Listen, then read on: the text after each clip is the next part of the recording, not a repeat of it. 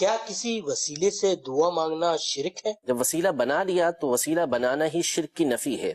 کیونکہ وسیلہ جب آپ نے اللہ کی بارگاہ میں پیش کیا تو اس کا مطلب ہے کہ جس کو آپ وسیلہ بنا کر اللہ کی بارگاہ میں پیش کر رہے ہیں اس کو آپ خدا نہیں مان رہے۔ جب آپ خدا نہیں مان رہے تو اس کا سیدھا سیدھا مطلب ہوا کہ آپ شرک نہیں کر رہے، کیونکہ شرک کا معنی یہ ہوتا ہے کہ کسی دوسرے کو خدا سمجھنا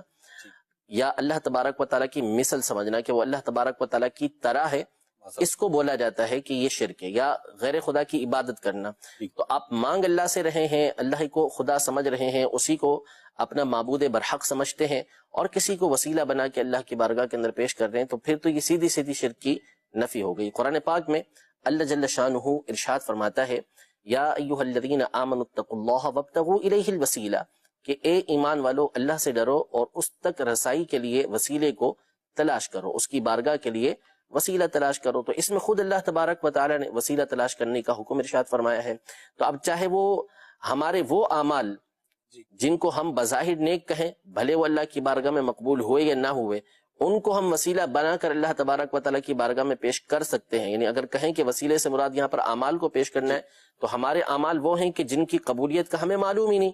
لیکن اس کے باوجود ہم اس کو اللہ تبارک و تعالیٰ کی بارگاہ میں جب وسیلہ بنا کے پیش کر سکتے ہیں، تو پھر وہ ذات اقدس کہ جس کا مقبول ہونا اللہ کی بارگاہ میں یقینی ہے، یعنی نبی کریم صلی اللہ تعالیٰ علیہ وآلہ وسلم کی ذات گرامی، تو ان کو یقیناً اللہ تبارک و تعالیٰ کی بارگاہ میں وسیلہ بنا کے پیش کیا جا سکتا ہے۔ حضرت سیدنا عمر رضی اللہ تعالیٰ عنہ کی حدیث صحیحہ کے اندر موجود ہے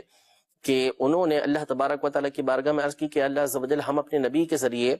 تجھ سے بارش طلب کیا کرتے تھے، اب ان کے چچا یعنی حضرت عباس رضی اللہ تعالیٰ عنہ کو وسیلہ بنا کر تیری بارگاہ میں پیش کرتے ہیں، اور پھر بارش کو طلب کیا جاتا تھا۔ تو یہ قرنن بعد قرنن ہمیشہ سے یہ سلسلہ چلتا ہوا آ رہا ہے کہ علماء، اولیاء، صلحاء، تابعین تک، صحابہ تک آپ چلے جائیں تو وہ وسیلے کے ذریعے اللہ تبارک و تعالیٰ کی بارگاہ میں دعا کیا کرتے تھے۔ اب براہ راست بھی اگر کوئی کسی اللہ کے ولی سے مانگتا ہے تو وہ بھی حقیقتاً ان کو وسیلہ بنا کر اللہ تبارک و تعالیٰ کی بارگاہ میں عرض کر رہا ہوتا ہے۔